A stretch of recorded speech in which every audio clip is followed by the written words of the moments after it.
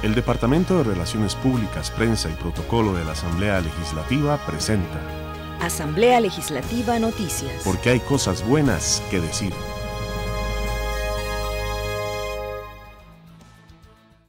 Diputados increpan al rector de la Universidad Nacional por inversión de $14 millones en Plaza de la Diversidad Cultural. Legisladores reaccionan ante posición de la Corte Plena sobre proyecto de impuestos. Comisión de Hacendarios avala presupuesto para el 2019. Vamos al detalle de las informaciones.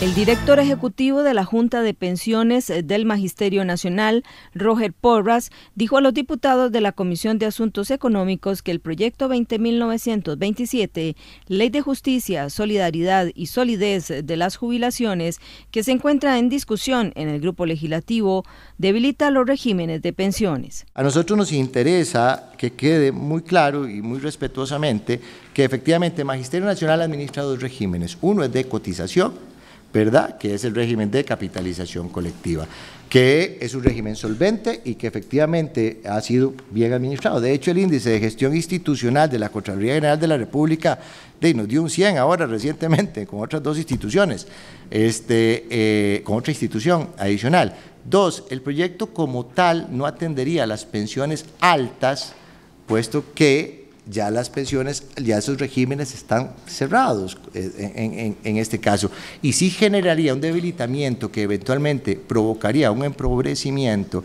de las personas cubiertas por el régimen de capitalización.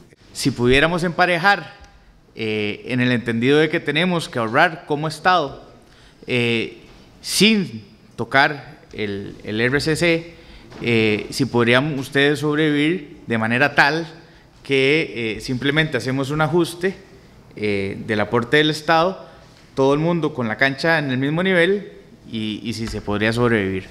Lo que sí hemos discutido al interno, y yo sé que ustedes están en ese proceso, es que efectivamente la discusión tiene que convertirse en una discusión de carácter técnico, porque podríamos estar incurriendo en situaciones que en lugar de generar un beneficio generen un perjuicio.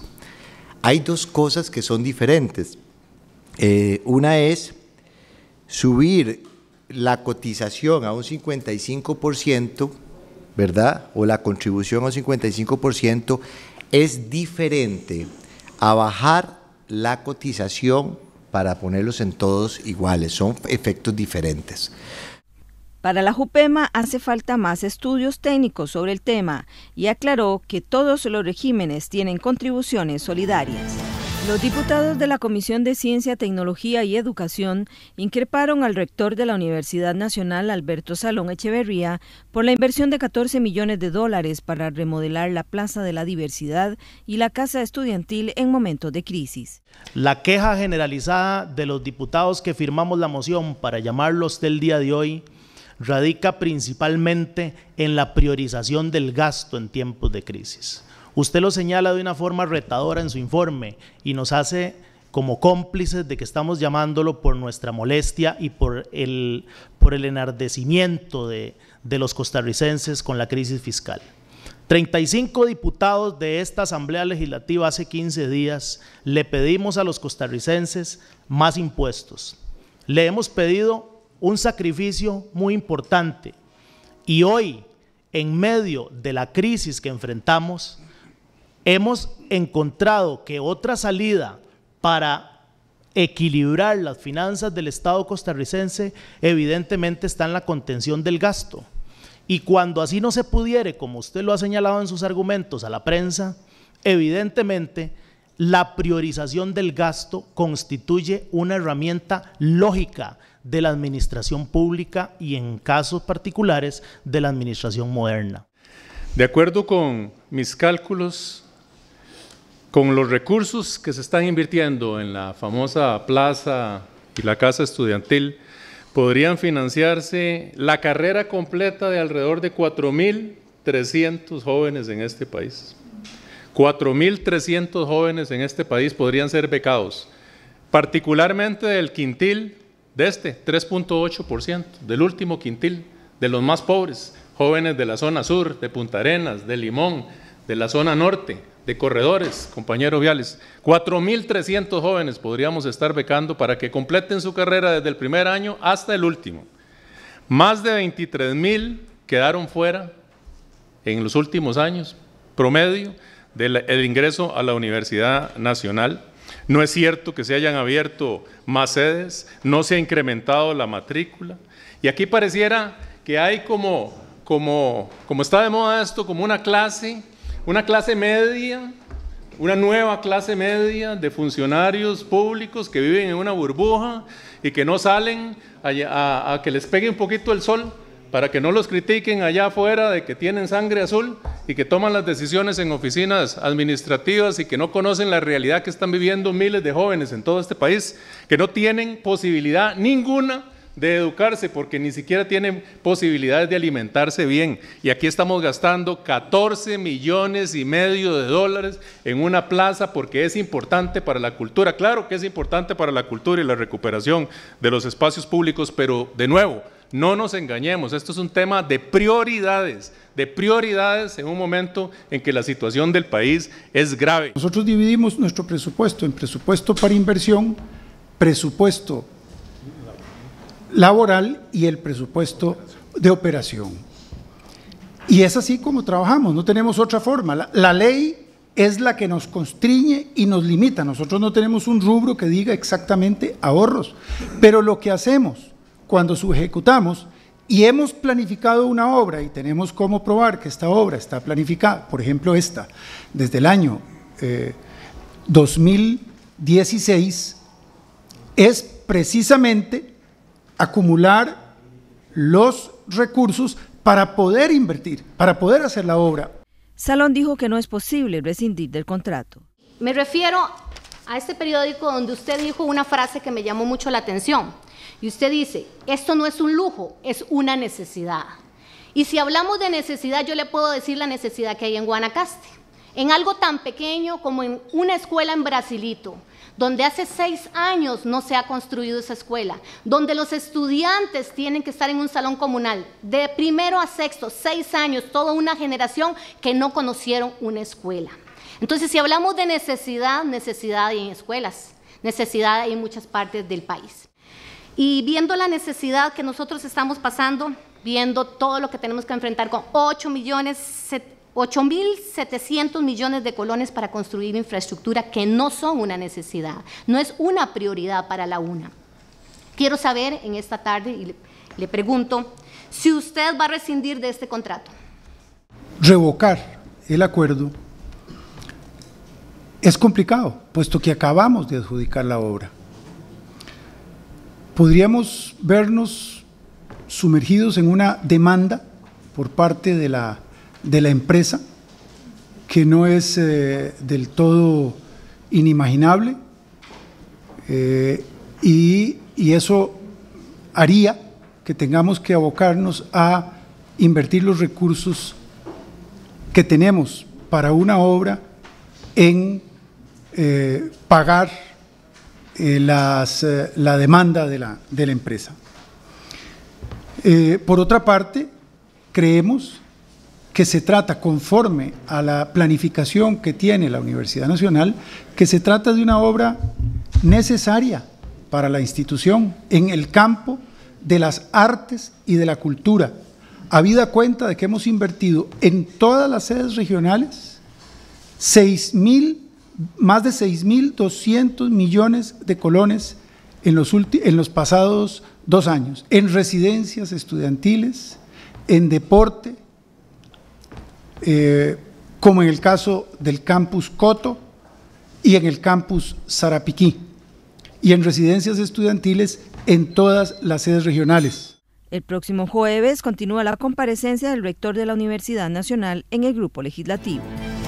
Jaime Barrantes Espinosa, gerente de pensiones de la Caja del Seguro Social, dijo que no se oponen al proyecto que pretende unificar los regímenes de pensiones del país.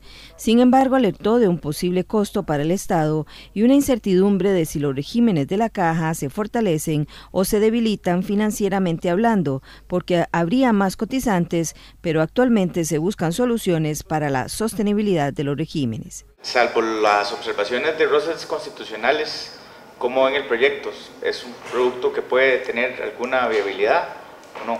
En esa línea, lo que no tenemos claro, digamos, desde el punto de vista estrictamente de IBM, ¿verdad? El recibir nuevos cotizantes, como ya mencioné, con salarios promedios relativamente altos, pues lógicamente en el corto y mediano plazo sería un beneficio. En el largo plazo prácticamente pues sería algo neutral, porque sería también un pasivo actuarial que tenemos nosotros y que en algún momento, entonces, digamos que para corto plazo es importante.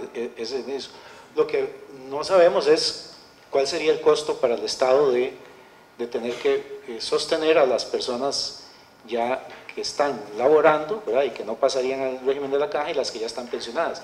No está como muy claro cuál es ese costo, entonces es difícil como opinar si es viable o no, por cuanto el costo puede ser totalmente desproporcionado o puede ser manejable, no lo sabemos, ¿verdad? Además, planteó una serie de recomendaciones a varios puntos del texto de ley que podrían ser inconstitucionales. La presidenta de la Asamblea Legislativa aseguró que el trámite del proyecto de ley de fortalecimiento de las finanzas públicas continúa tras la decisión de la Corte Suprema de Justicia, que concluyó que la iniciativa afecta a la institución. Lo que es muy claro es que es un llamado a construir aún más consensos para las etapas que faltan, pero que continuamos con el procedimiento. Lo que sí es cierto es que hay que hacer un mayor esfuerzo de diálogo a lo interno con las demás fracciones para las etapas que siguen. Recordemos que basados en el 208 bis hasta el día de hoy, lo que continuaría sería con la etapa del segundo debate, si no se presenta la consulta facultativa a la Sala Constitucional, que tendría un plazo de 30 días. Entonces, si eso no sucede, de aquí al próximo lunes, el martes estaríamos en un segundo debate. El diputado Frente Amplista José María Villalta recalcó su posición de que la materia de impuestos no debería tramitarse bajo la vía rápida. Coincide con esta posición el congresista de Restauración Nacional, Eduardo Cruzan. Ahora la Asamblea Legislativa, en vez de entrar a decir, se los dije, en vez de entrar a buscar de quién es la culpa de lo que pasó aquí, debería abocarse a buscar cómo se va a solucionar esta situación. El Poder Judicial señala que hay una afectación a su organización y funcionamiento y pide que se modifique el proyecto de ley. Eso obviamente hubiera sido más fácil hacerlo antes de la votación en primer debate. Pero debe este Parlamento discutir sobre las vías que se van a encontrar para hacer la modificación en este momento. Que el proyecto incide en la organización y el funcionamiento del Poder Judicial, incluso me parece que incide en la independencia, en el tema de la transferencia de recursos a través del Ministerio de Hacienda. Me parece incluso que eso es hasta peligroso, podría ser hasta peligroso, de manera que a mí me parece que está pegado lo resuelto dictaminado por los señores y señoras magistradas. El legislador independiente Eric Rodríguez se mostró muy molesto y así definió el congresista Erwin Macís la resolución de la Corte Suprema de Justicia.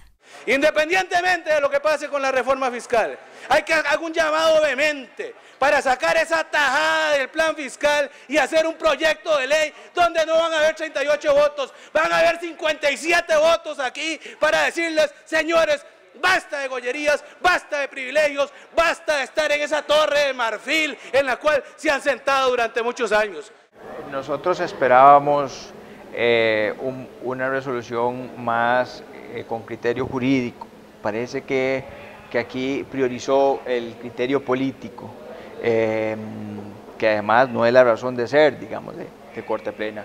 Yo esperaba que se pudiera o que se hubiesen realizado análisis de jurisprudencia y poder tal vez profundizar un poco más al respecto. No fue así.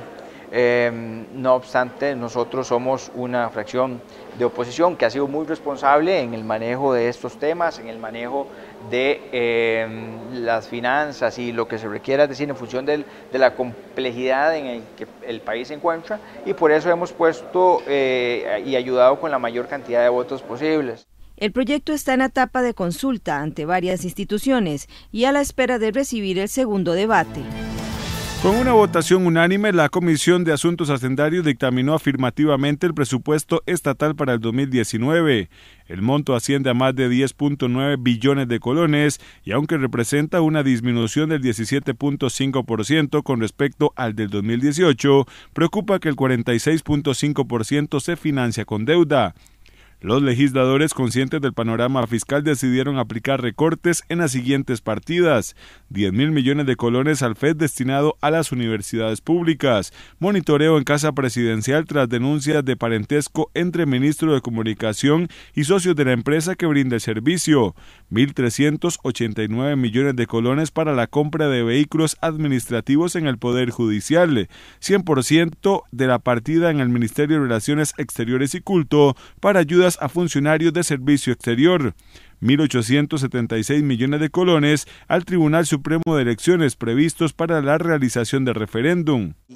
Y hay que aclarar que no se le está quitando recursos a las universidades públicas, como se ha dicho, sino que el FES ha demostrado que tienen dineros guardados, ahorrados en cajas chicas, y entonces yo creo que el país en tiempos de bonanza, por supuesto que el ahorro es un buen principio, pero en tiempos de estrechez yo creo que no se puede tener dineros ahorrados, de manera que se le está quitando 10.000 millones, y hay que aclarar que se les acaba de transferir 15.000 millones del Ministerio de Educación Pública, de manera que lo que estamos haciendo, ni siquiera los 15.000 le hemos quitado 10.000 millones. Bueno, nosotros presentamos varias mociones, una norma de ejecución presupuestaria donde obliga o autoriza hasta ejecutar 97.5%, que es lo que históricamente se ejecuta. Con esto logramos que el país no se endeude en la totalidad, que son cerca de 130.000 millones de colones que estaríamos ahorrando en el tema de deuda. Y hemos presentado varias mociones en donde ya vamos rebajando cerca de 70.000 millones de colones, incluyendo una partida del FES, para amortización de deuda interna. Las partidas que crecen más allá de la inflación, del 3% proyectado, las estamos reduciendo hacia el 3% para tener una uniformidad en cuanto al presupuesto.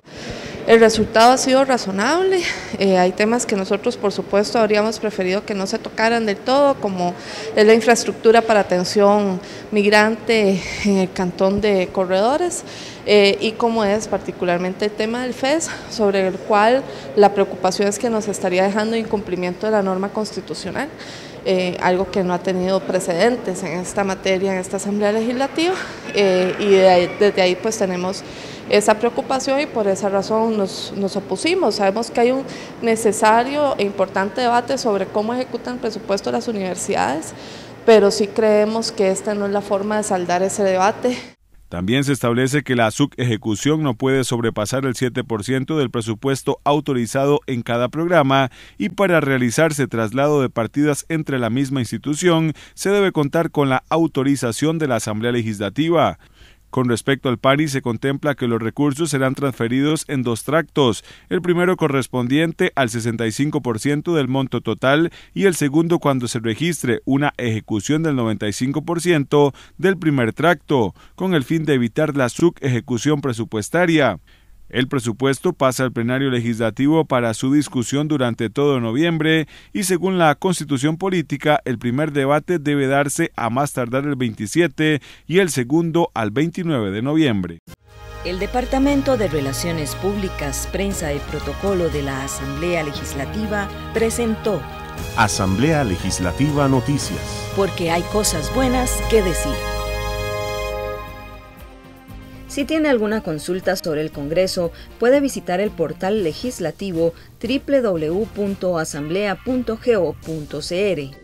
Además, puede seguir las transmisiones del plenario en dicha web a las 2:45 de la tarde de lunes a jueves. En YouTube somos Parlamento CR, en Facebook somos asamblea.legislativa.Costa Rica y en Twitter nos encuentra en @asambleacr.